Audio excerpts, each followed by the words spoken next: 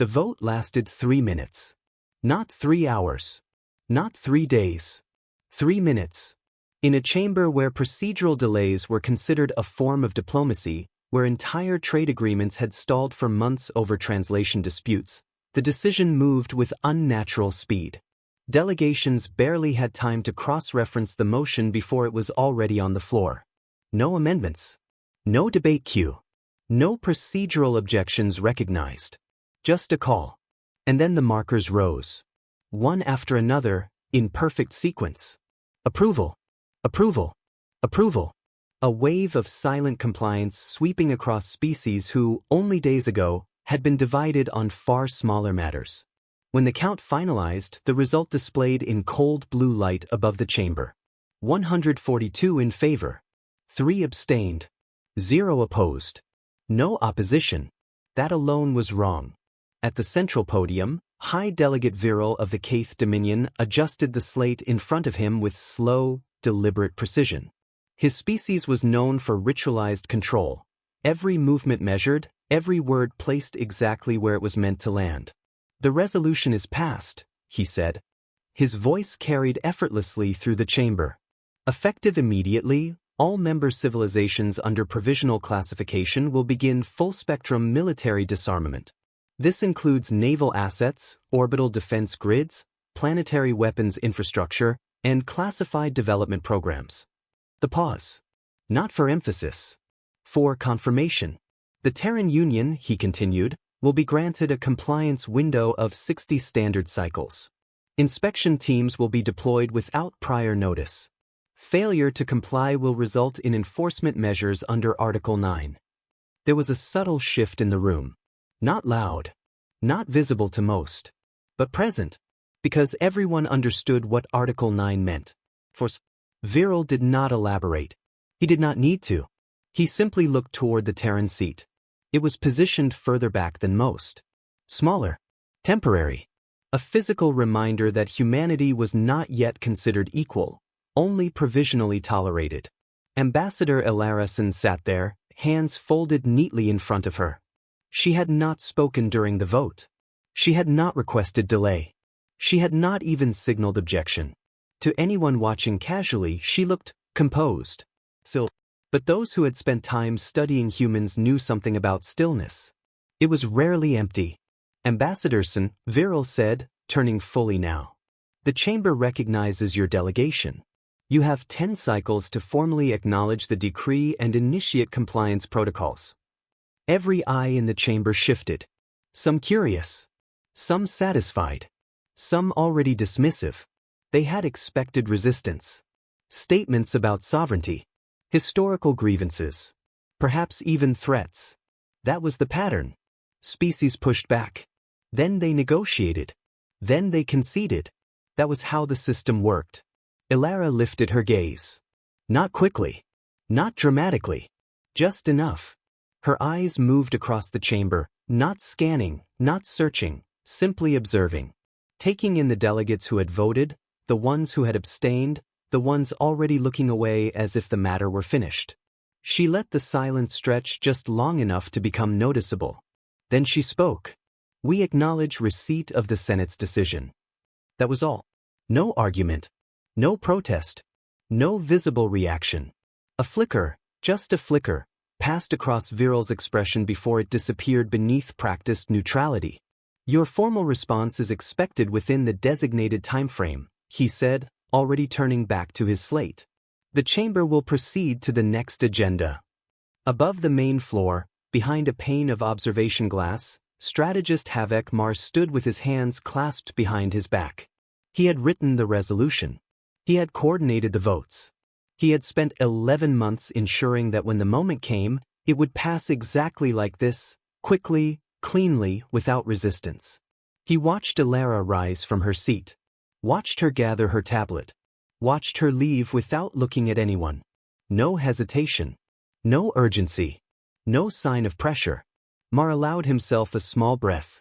Simpler than expected, he said. His aide glanced at him. You anticipated contestation. I anticipated noise, Mar replied. Below them, the chamber was already moving on, the machinery of governance continuing as if nothing significant had occurred. But Mar kept his eyes on the exit where the human ambassador had disappeared. 4 words. That was all she had given them. For a moment, brief, almost imperceptible, something in that absence of reaction lingered. Then he dismissed it. Fear, he said calmly. When a species realizes it has no leverage, it becomes quiet. His aide nodded, recording the observation. Behind them, the Senate resumed its rhythm. Orders logged. Resolutions filed. A civilization disarmed. And somewhere, far beyond the chamber walls, the consequences had already begun. The corridor outside the Senate chamber was quiet. Not empty, never empty, but quiet in the way places become quiet after something irreversible has just happened. Delegates moved in small clusters, their voices low, their tones controlled. No one wanted to be the first to say what the vote actually meant. Ambassador Ilarason walked through them without slowing. Her pace was steady, measured, the same pace she used every day. No acceleration, no hesitation. A junior attaché from the Terran delegation fell into step beside her, slightly out of breath as if he had hurried to catch up. Ambassador, he started, then lowered his voice. We've received preliminary reaction summaries. Most blocks are already issuing compliance statements. The Dominion channels are framing this as a stability measure. Ilara did not look at him. Of course they are, she said. Her tone was neutral. Not dismissive. Not engaged. Just certain. They reached the transport bay checkpoint. Security drones scanned them as they passed, silent beams of pale light sweeping over fabric and bone. The attaché hesitated for half a step, then continued. There's also been an inquiry from the press pool. They're asking whether we intend to contest the decree. Ilara stepped onto the transport platform. Did we? She asked. The attaché blinked. No. Then there's your answer. The doors sealed behind them with a soft, airtight click. Inside, the transport cabin was shielded, signal-proof, surveillance-proof, insulated from the constant observation that defined Senate space. For the first time since the vote, there were no external eyes. The attaché exhaled. Ambassador, with respect, he said carefully, we should be preparing a response strategy. Legal at minimum. Article 9 enforcement. Ilara turned her head slightly. Not fully. Just enough that he stopped speaking. How long have you been assigned to the Senate mission? She asked. 18 months. And before that? Policy analysis. Aside. She nodded once, as if confirming something to herself. Then you've spent your entire career inside systems that assume negotiation is the default outcome. He didn't answer. Because that was true. Ilara looked forward again as the transport disengaged from the station, drifting into the slow traffic lanes that circled the Senate complex. Negotiation, she said quietly, is what happens when both sides believe the other one has options. The attaché frowned slightly. We do have options. Yes, she said, and left it there. Silence settled into the cabin. Not awkward, not tense, just unresolved.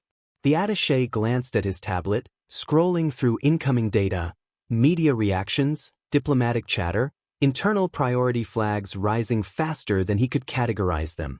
Ambassador, he tried again, more cautiously now, should I notify command that we're initiating contingency review? Ilara extended her hand. He passed her the tablet. She read quickly. Not scanning, reading. Every line. Every summary. Every assumption embedded in the language. Then she handed it back.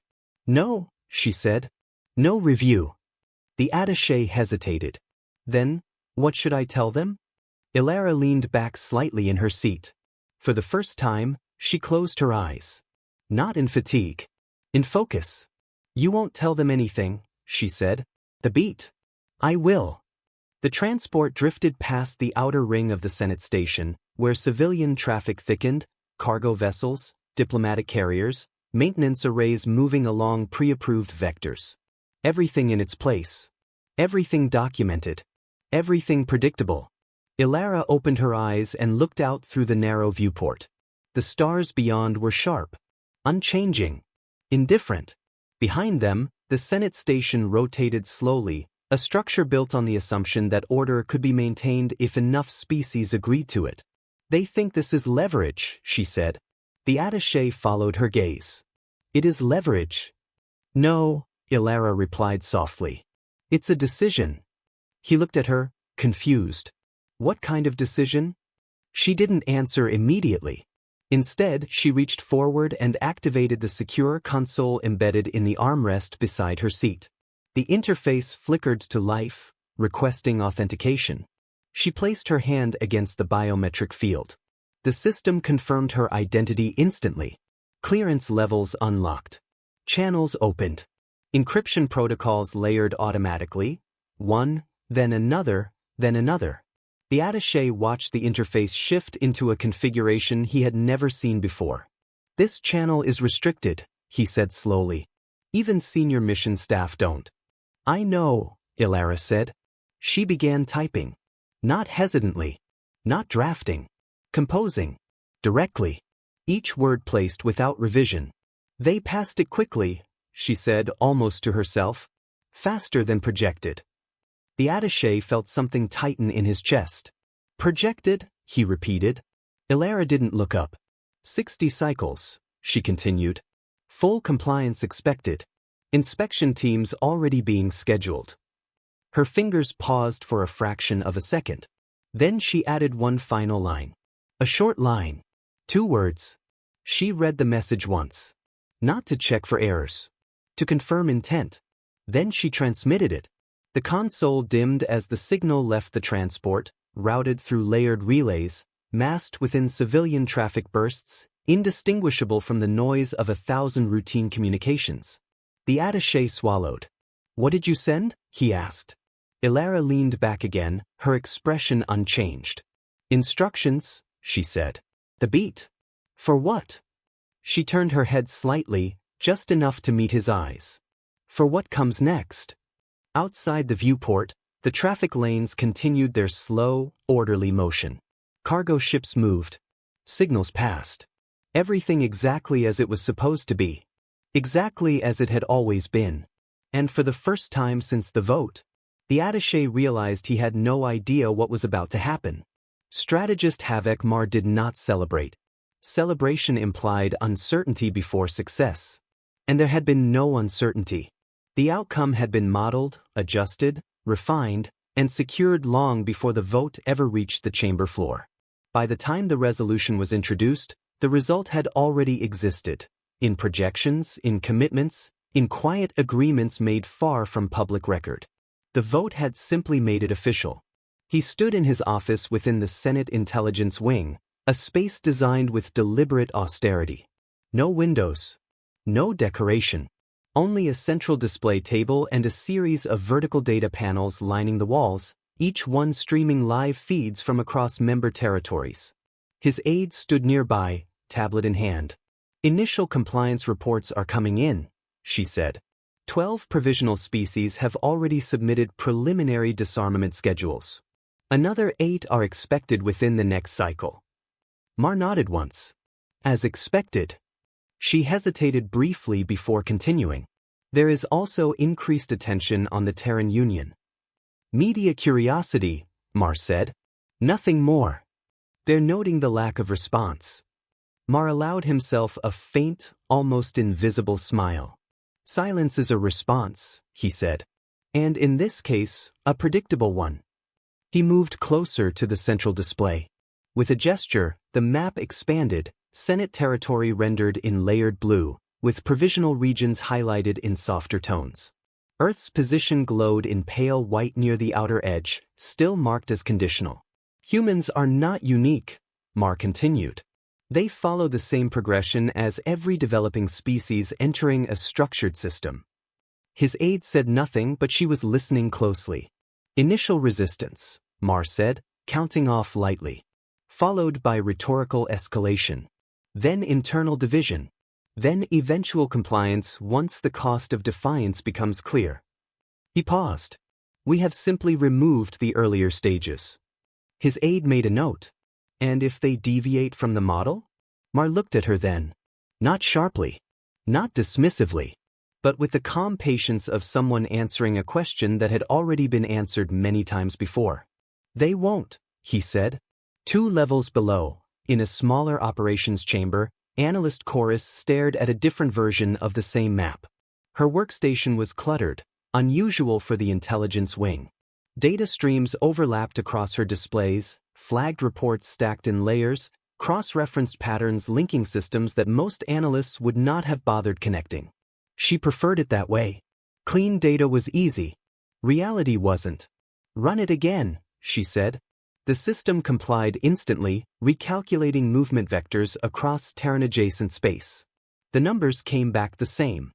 She leaned back slightly, 4 jointed arms resting against the sides of her console.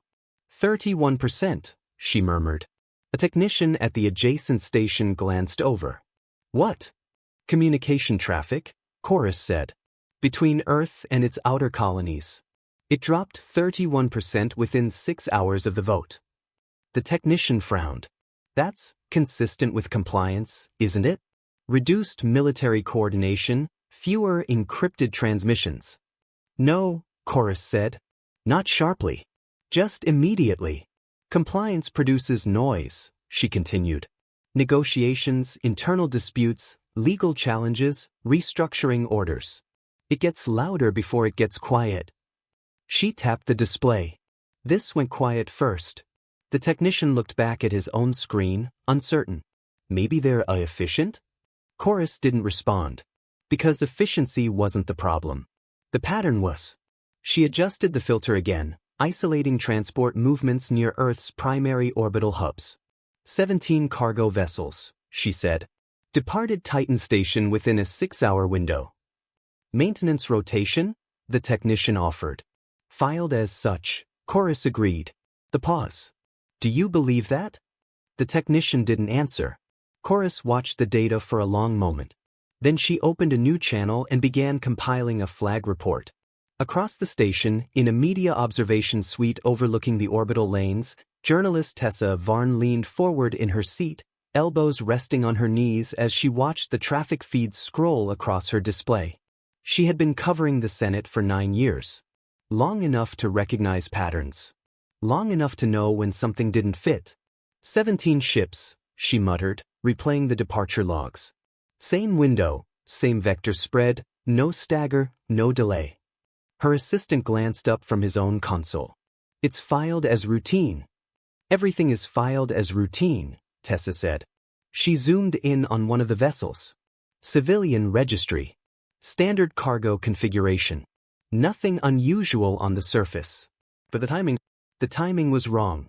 She opened a new draft and began dictating. Post-decree activity within Terran orbital space shows irregular synchronization across civilian transport lanes, she said. While officially attributed to maintenance cycles, the consistency of movement suggests centralized coordination. She stopped. Deleted the last line. Rewrote it. Suggests a level of organization not typically associated with standard logistical operations. Her assistant looked at her. "You think they're hiding something?" Tessa didn't answer immediately. She watched another set of ships slide into alignment across the display. Perfect spacing. Perfect timing. No deviations. "I think," she said slowly, "that this doesn't look like a species that just lost." Back in the intelligence wing, Chorus finalized her report and transmitted it up the chain. Priority, moderate. Confidence, uncertain. Recommendation, continued observation. The file moved through the system, routed alongside dozens of others. Compliance confirmations, resource reallocations, inspection schedules. By the time it reached Mars Q, it was one entry among many. He opened it. Read it. Paused for exactly 2 seconds. Then annotated a single word in the margin. He closed the file. Moved on. Far from the Senate station, beyond the structured lanes of monitored space, the Terran transport continued its steady trajectory. Inside, Ambassador Elarison sat in silence. The message had been sent. The instruction delivered. There was nothing more to say. Only time. And movement. Invisible for now. But already in motion. The transmission reached Earth 7 minutes later. Not instantly. Never instantly. Speed drew attention. And attention at this stage was something to be avoided. Instead, the message moved the way all high-priority Terran signals moved, layered inside civilian traffic bursts, fragmented across relay nodes, reassembled only at the final destination. A room with no windows. A room that did not officially exist. General Adrian Cade was already standing when the signal arrived. He had been standing for the past hour.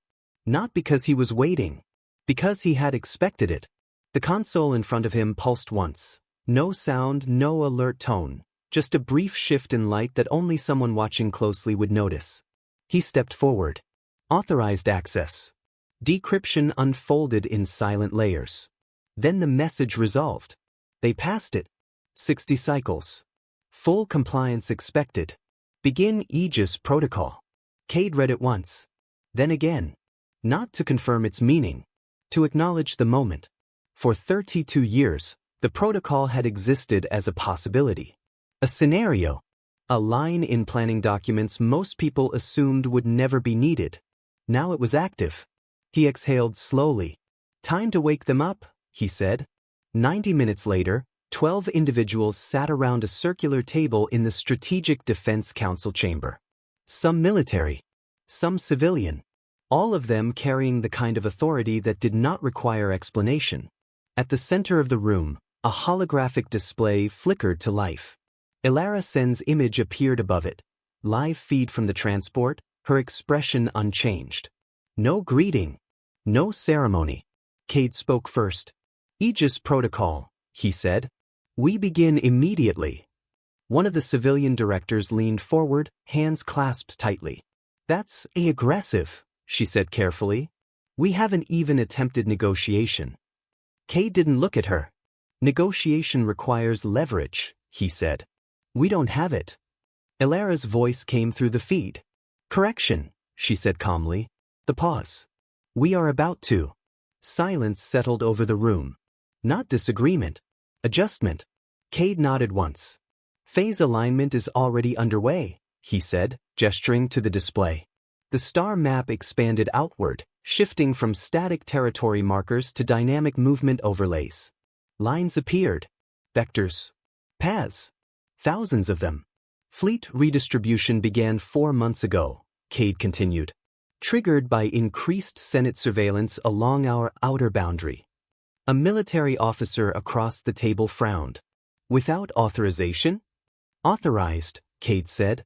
Just not publicly. Another layer of the display activated. Clusters of signals lit up across deep space, positions that did not correspond to any known Terran registry. Assets were repositioned under civilian classification, Cade said. Cargo vessels. Maintenance platforms. Research arrays. The civilian director stared at the map. You're telling me we've been moving military hardware under commercial cover for months? Cade didn't answer directly. Instead, he zoomed in. One of the signals expanded into a detailed schematic, what had once been a standard cargo hauler. Now reinforced. Rearmed. Rebuilt. Not moving, he said. Transforming. Ilara watched the reactions without interruption. No satisfaction. No urgency. Just observation. Continue, she said. Deep space installations were removed from official registry, Cade said. Coordinates restricted to 3 locations. He didn't specify where. He didn't need to. Everyone in the room understood what that meant. If inspection teams arrive, he added, they'll find exactly what they expect to find. Which is, someone asked. Cade allowed himself the smallest trace of a smile. Compliance. The room went still, because now it was starting to become clear. Not fully, but enough. The civilian director leaned back slowly. This isn't preparation for negotiation, she said. No, Ilara replied. This is preparation for refusal. Another display activated. This one showing communication traffic. Lines of data flowing between Earth and its colonies. Dropping. Sharply. Signal reduction began immediately after transmission, Cade said. Non-essential channels shut down. Strategic communication rerouted through dark networks. Why? The same director asked. Ilara answered this time. Because noise attracts attention, she said. And we are about to do something that requires the opposite. A new figure appeared on a secondary screen. Admiral Ren Ishera, commanding officer of the Outer Fleet. Her background showed nothing but darkness, the void beyond the edge of mapped space. Status? Cade asked. 3rd Fleet in position, Ishera said. 7th en route. 2nd has been holding for 18 days. The pause.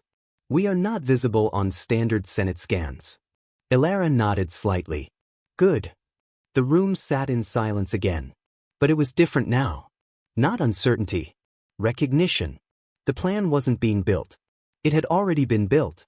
Years ago. Refined. Updated. Waiting. The civilian director looked around the table, then back to Ilara's projection. How long? She asked quietly. How long have we been preparing for this? Ilara held her gaze. A long time, she said. The beat. Long enough to stop hoping we wouldn't need to. Cade stepped back from the display. All phases are synchronized, he said. We maintain appearance of compliance until deadline. And then, someone asked. Ilara's image flickered slightly as the transport adjusted course. Her voice remained steady. Then we stop hiding. Across the table, no one spoke. Because now they understood something far more important than the plan itself. This wasn't a reaction. This was a reveal.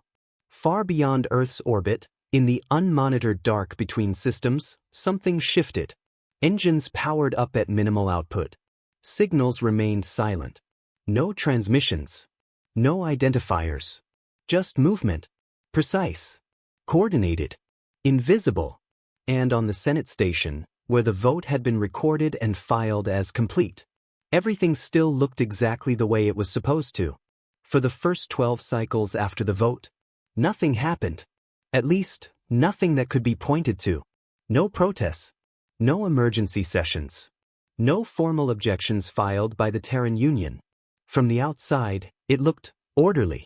The first compliance report arrived on schedule. Filed through the Senate Trade Bureau. Standard format. Standard language. Terran Union acknowledges directive. Initial decommission procedures underway. Full compliance timeline remains within mandated parameters. It was exactly what the system expected. Exactly what every other provisional species had submitted in similar circumstances. It passed through review without comment. The second report came 8 hours later. Then a third. Each one precise. Each one consistent. Each one quiet. In the orbital lanes above Earth, traffic patterns shifted. Subtly. Gradually. Impossible to notice unless you were looking for it. Cargo vessels departed on schedule. Maintenance fleets rotated in and out of docking stations. Civilian transports followed approved vectors through controlled space. Everything logged. Everything documented. Everything normal. Too normal. Journalist Tessa Varnes sat in her observation suite, replaying the same traffic sequence for the 5th time. She leaned closer to the display, narrowing her eyes. Run overlay, she said. Her assistant complied. 2 timelines appeared. Before the vote. After the vote. At first glance, they matched. But Tessa didn't care about first glance. She cared about second. And third. And the space in between. There, she said. A small shift. Barely visible. 17 cargo vessels had departed Titan Station within a 6-hour window. Not unusual. Except, they didn't stagger, she said. Her assistant frowned. So they always stagger, Tessa replied. Departure windows overlap. Traffic control enforces spacing. There's always variance. She pointed at the display. This is too clean. The ships moved in perfect intervals. Perfect spacing. No delay. No deviation. Like they weren't responding to traffic control. But to something else. Filed reason, she asked. Maintenance rotation. Tessa let out a quiet breath. Of course it is. She opened a new report draft. Started typing. Stopped. Deleted the first sentence. Started again. Because she didn't know how to explain what she was seeing. Only that it didn't feel right. Across the Senate station, analyst Chorus was looking at something similar. Different data. Same problem. She tapped the console again. Recalculate traffic density across outer Terran sectors, she said. The system responded instantly. Numbers shifted. Graphs redrew. The result remained unchanged. 31% reduction, she murmured. A colleague nearby glanced over. Still, Chorus said. That doesn't make sense. It makes perfect sense, the colleague replied. They're complying. Less military communication, fewer encrypted bursts. No, Chorus said again. More firmly this time. Compliance creates friction. This is removal. She zoomed in further. Communication routes didn't just decrease. They disappeared. Entire channels. Gone. Not rerouted. Not redirected. Absent. Chorus leaned back slightly. Something pressed against her instincts. Not alarm. Not certainty. Something worse. A pattern she couldn't fully define. Run anomaly correlation, she said. The system hesitated for half a second. Then complied. Across the room, other analysts worked through standard reports. Compliance schedules. Inspection planning. Logistics coordination. Everything proceeding exactly as expected. Except for her screen. The results came back. Chorus stared at them. Then blinked. Then stared again. Because the system had found a correlation. Not one. Multiple. Cargo movement. Communication drop. Energy signatures in deep space. All shifting. All at once. All within hours of the Senate vote. Her colleague leaned over. What is it? Chorus didn't answer immediately. Because she didn't like the answer. It's synchronized, she said finally. The word hung in the air. Of course it is, the colleague said. They're responding to the decree. Chorus shook her head slowly. No, she said. This didn't start after the decree. The pause. It aligned with it. That was different. Very different. She opened a new report. Priority flag. Higher this time. Meanwhile, far beyond Senate-controlled space. No one was watching. Because there was nothing to see. No signals. No transmissions. No registered movement. Only darkness. And inside that darkness, motion. Ships drifted into position. Engines running at minimal output. Heat signatures suppressed. Communication locked to internal channels only. Thousands of them. Not clustered. Not grouped. Distributed. Spread across vectors that, taken individually, meant nothing. But together, formed something else. A structure. Not visible. Not yet. On Earth, the official records continued to update. More compliance filings. More decommission notices.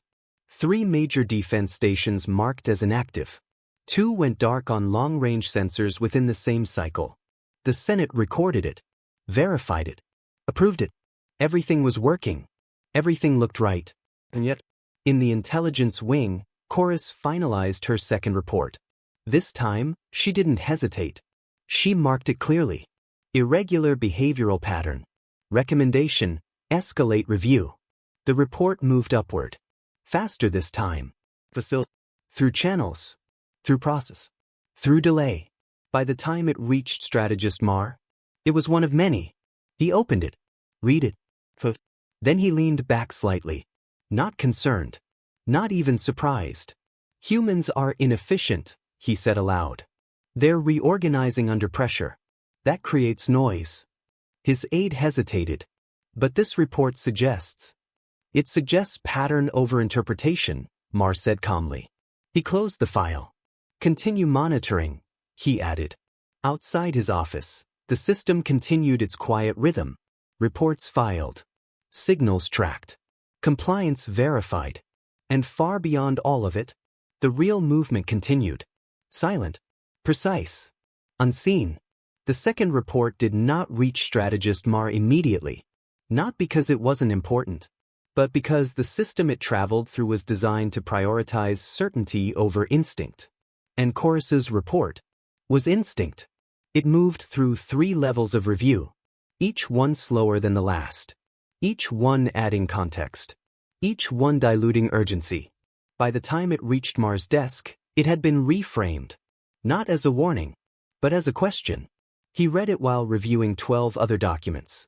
Compliance confirmations, inspection schedules, trade adjustments. All of them aligned. All of them expected. Chorus's report was the only one that wasn't. He read the summary twice. Not because it was complex. Because it was unnecessary. Behavioral inconsistency, he murmured. His aide stood nearby, waiting. She's flagging synchronization across Terran activity vectors, the aide said. Cargo movement, communication drop, deep space energy signatures. Yes, I read it, Mar said. He leaned back slightly. What does she recommend? Escalated observation. Possibly pre-inspection deployment. Mar almost smiled. Based on what? The aide hesitated. Pattern deviation. Mar tapped the edge of the display. Twice. Then closed the file. Deviation from expectation does not imply threat, he said calmly. It implies adjustment. He stood and walked toward the central display. The Senate map expanded again. Terran space remained quiet. Stable. Predictable. Every species entering compliance behaves differently, he continued. Some resist loudly. Some fragment internally. Some adapt quickly. The pause. Humans are adapting quickly. The age shifted slightly. And the synchronization? Mar didn't turn. It means they're organized. Another pause. And the communication drop? Operational efficiency. The cargo movements? Logistical realignment. The deep space signals? Mar turned now. Slowly. Unverified, he said. That was the end of it. He reopened the report. Not to reconsider. To annotate. One word. Overinterpretation. Then he archived it. 2 levels below. Chorus received the update. She read the annotation. Didn't react immediately. Didn't argue. Didn't escalate again. She just stared at it. Because this was the moment. The exact moment. Where instinct meets authority. And loses. Her colleague leaned over. They downgraded it? Chorus nodded once. So that's it, he asked. She didn't answer right away. Instead, she turned back to her console. Pulled up the data again. Ran the correlation again. Same result. Perfect alignment. Too perfect. They're not adapting, she said quietly. Her colleague frowned. What? Chorus zoomed out. All the way out. Terran space reduced to a single glowing cluster at the edge of the map. Adaptation is reactive, she said. This isn't reactive. She zoomed back in. It's timed. Her colleague felt something shift. Timed to what? Chorus didn't answer. Because she already knew. And she didn't like it. Elsewhere on the station, Senator Kale Rethan stood alone in a private communication alcove. He had voted in favor of the decree. Like most. Like almost all. But unlike most, he had hesitated before doing it. That hesitation hadn't gone away. It had grown. He activated the secure channel. Encrypted. Untraceable through standard logs. A contact appeared. Terran. Mid-level diplomatic officer. Someone he had worked with years ago during a trade negotiation. Not a friend. But not an enemy. The connection established. No visual. Audio only. Rethan spoke first. You should be negotiating, he said. The pause. You're not, he added. Silence. Then the Terran voice responded. Controlled. We are responding. Rethan frowned. That's not what this looks like. Another pause. That's the point. The line went dead. Rethan stood there for a long moment. Because now, he understood something simple. He had asked the wrong question. Back in the intelligence wing, Chorus opened a third report. This one she did not send. Instead, she marked the data. Saved it locally. Isolated. If she was wrong, it would disappear. If she was right, it would matter later. Much later. On the edge of Terran space. Something changed. Not visibly. Not detectably. But fundamentally. A sequence completed. Across thousands of distributed systems, timers reached 0. Connections locked. Alignment achieved. No signals were sent. No alerts triggered. Because everything that needed to happen had already happened. On the Senate station, everything still looked normal. Reports continued. Compliance confirmed. Silence maintained. Order preserved. And that, more than anything, should have been the warning. The first station didn't fail. It simply stopped. Outpost V-12 sat at the outer boundary of Senate-controlled space, one of dozens of monitoring platforms tasked with tracking traffic in and out of Terran territory. Its systems were redundant, triple-backed, hardened against interference. Failure wasn't impossible, but it was never silent. Duty Officer Narration noticed it immediately. A small indicator on her console shifted from active to inactive. No alert tone. No error message. Nothing.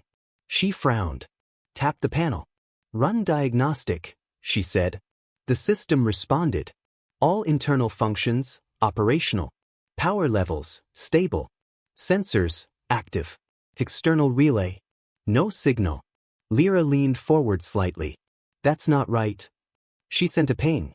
Standard protocol. No response. She switched frequencies. Backup channel. Nothing. Now the system should have triggered an alert.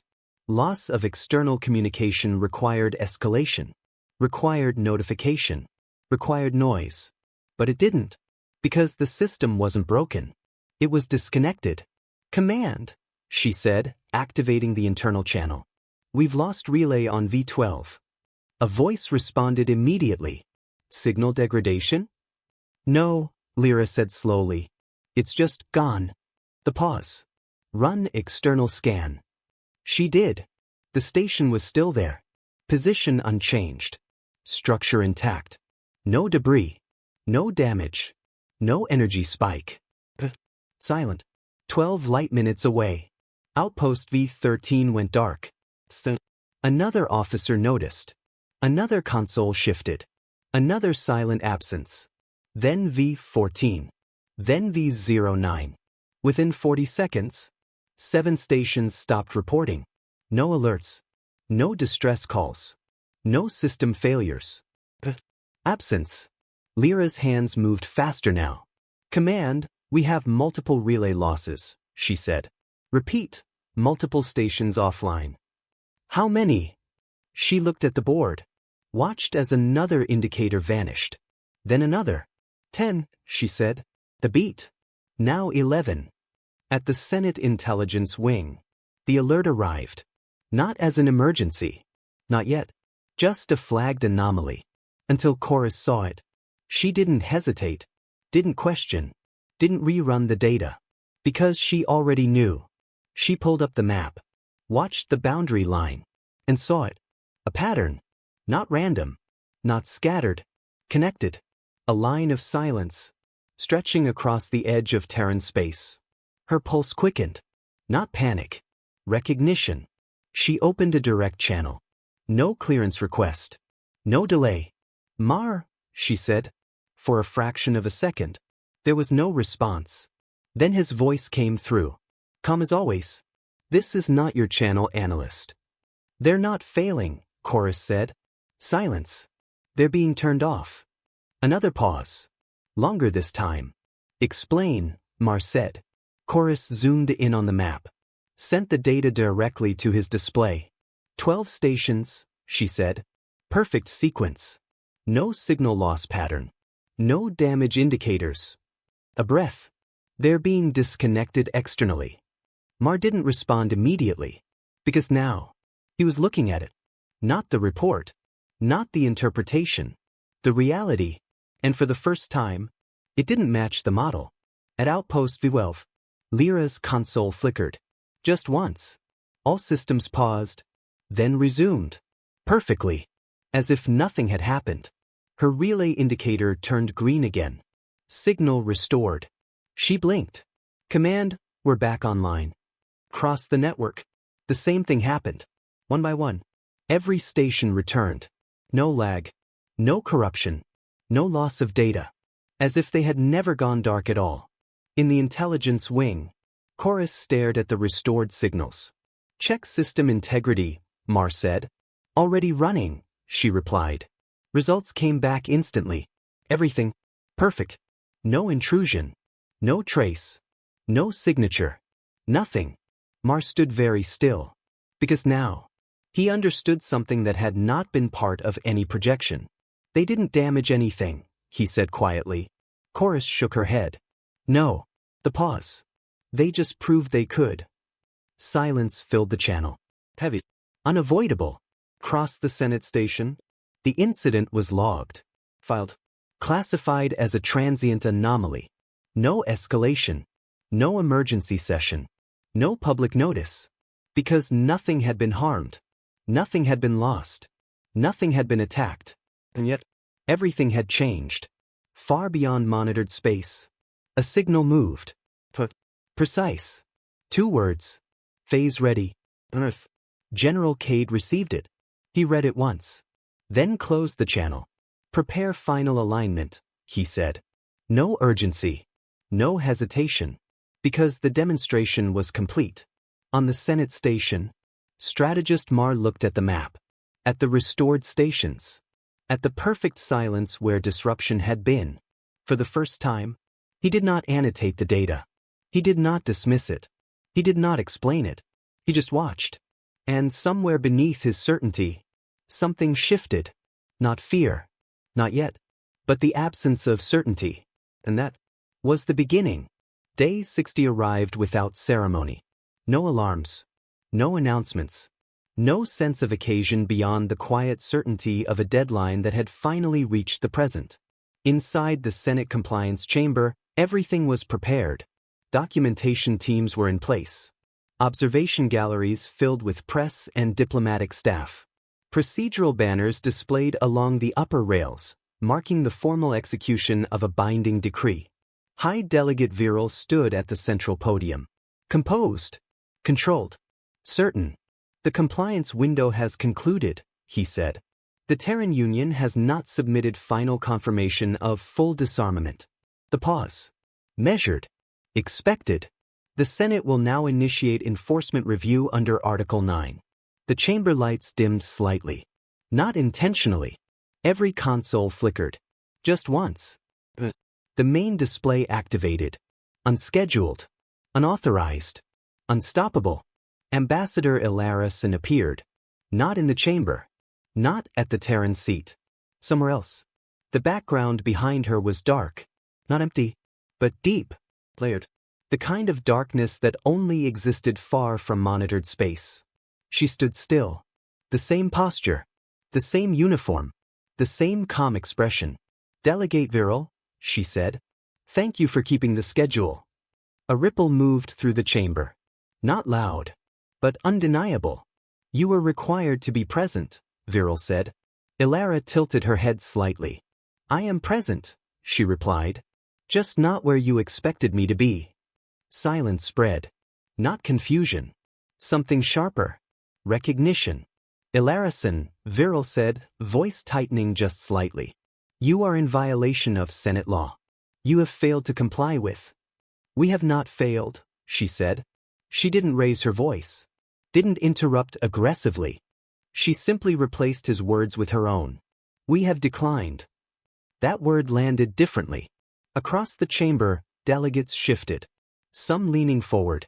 Some pulling back. Because refusal was not part of the usual sequence. Ilara continued. The Terran Union will not surrender its defensive capabilities. Not under this decree. Not under any version of it. Now the reaction came. Voices rising. Protests. Procedural calls. Viral raised a hand for order. You are invoking enforcement, he said. Do you understand what that entails? Ilara held his gaze. Yes, she said. The pause. And so do you. She stepped slightly aside. Before you proceed, she said, there is something you should see. The secondary displays across the chamber activated. Live sensor feeds. Pulled directly from Senate monitoring arrays. First, nothing unusual. Stars. Standard tracking grids. Context. Then 3. Then 12. Hundreds. A technician's voice broke the silence. I'm reading multiple incoming signatures.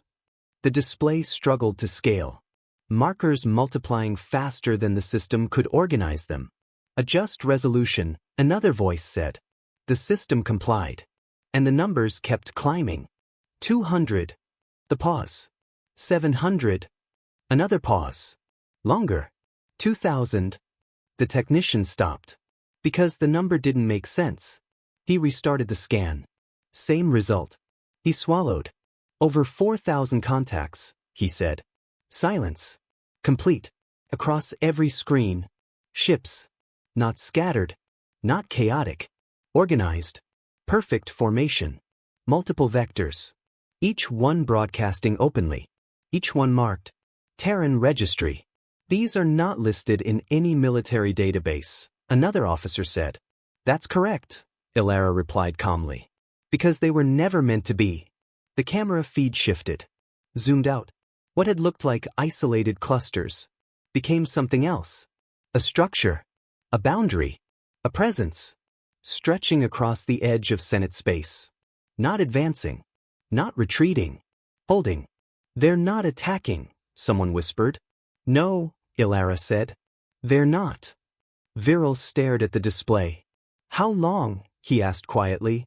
Have you had this? No one answered. Because the answer was the problem. A second transmission cut in. Admiral Ren Ishara appeared on the auxiliary screens. Behind her, a viewport. Beyond that, more ships. So many that the stars behind them were almost obscured. I am Admiral Ishara, she said, commanding officer of the Outer Fleet. Her voice was steady, measured, unhurried. What you are observing represents approximately 60% of Terran deep space capability. The pause. I want to be clear about that number. The chamber didn't move, didn't breathe. 60%. The implication landed. 40%. Unaccounted for. Unseen. Somewhere. Viral's composure held. Barely. This is an act of aggression, he said. You are positioning military forces against the Senate. Ishara shook her head once. No, she said. We are holding position in neutral space. The beat. We have not entered your territory. Another beat. We have not fired a single shot. Ilara stepped forward again. We have not disrupted your infrastructure, she added. The pause. Except briefly. The room went colder. Because now, they understood. The stations, someone whispered. Ilara nodded slightly. They are operational, she said. Fully intact. The beat. We turned them off to demonstrate that we could. No one spoke. Because there was nothing to say. The question, Ilara continued, her voice calm, almost gentle now, is not what we have done. The pause. It is what we have chosen not to do. Across the chamber, something shifted. Not physically. Psychologically. Delegates recalculating. Alignments changing. Certainty dissolving. Because power had just been redefined. And for the first time, the Senate wasn't looking at a provisional species. They were looking at an equal. For several seconds, no one spoke. Not because they didn't have something to say, but because everything they were about to say required a different version of reality than the one now in front of them. The Senate chamber had protocols for conflict. Protocols for crisis. Protocols for war. It did not have a protocol for being wrong. High Delegate Viral stood at the center podium, hands resting on the surface, posture unchanged. But the stillness had shifted. Before it had been control. It was calculation. This display, he said carefully, does not alter the legal standing of the decree. The words sounded correct. Structured. Procedural. But they didn't land.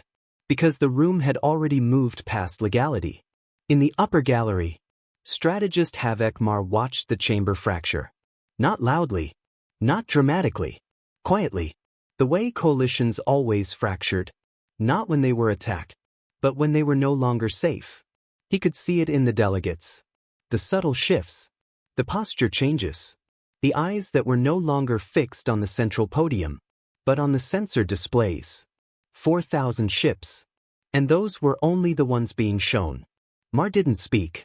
Because for the first time in 11 months, he didn't have a prepared response. On the main floor, a senator stood, unrecognized, uncalled. A breach of procedure. Thari delegation withdraws its support, he said. His voice was steady, not loud, not defiant, certain. A ripple moved through the chamber. Viral turned sharply. Sit down, he said. The senator didn't. The vote was conducted under incomplete strategic assessment, he continued. We are correcting that error. Another delegate stood. Then another. Not all at once. But enough. One voice. Then two. Then five. Each one different in tone, but identical in meaning. Withdrawal. Reconsideration. Opposition. Mar watched it happen. Not surprised. Because this was how power worked. Not through force. Through belief. And belief had just changed. Order, Viral said sharply. Order in the chamber. But the word had lost its weight. Because order required authority. And authority required confidence. And confidence was gone. Ilara did not interrupt. She didn't speak. Didn't push. Didn't press the advantage. She waited. Because she understood something the Senate was only just realizing. You don't force a collapse. You let it happen. The chamber settled slowly. Not back into order, but into something else. Awareness. Recognition. Fears of relief in others. Viral turned back toward the central display. Toward Ilara. This is coercion, he said.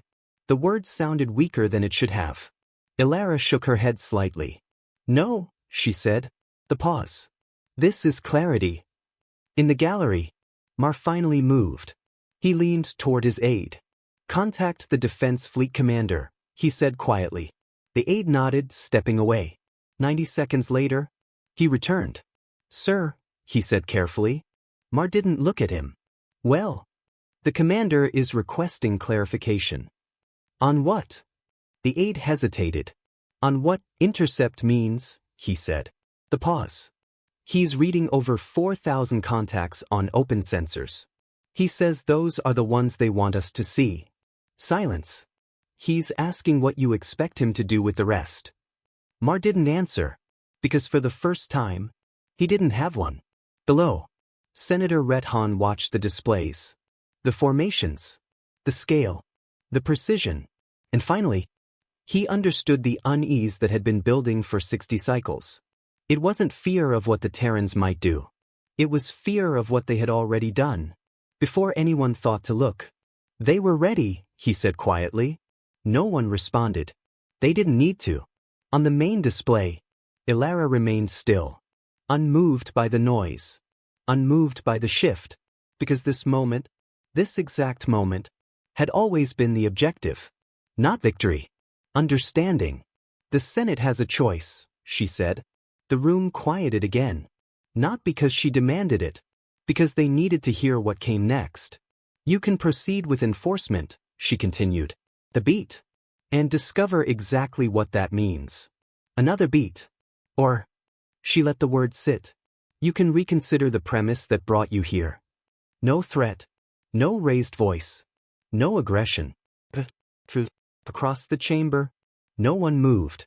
Because now, the decision wasn't about law, or procedure, or precedent. It was about risk. And the calculation had changed. The emergency session was called 2 hours later. No press. No observers. No official record beyond internal logs. 43 delegations attended. The rest declined.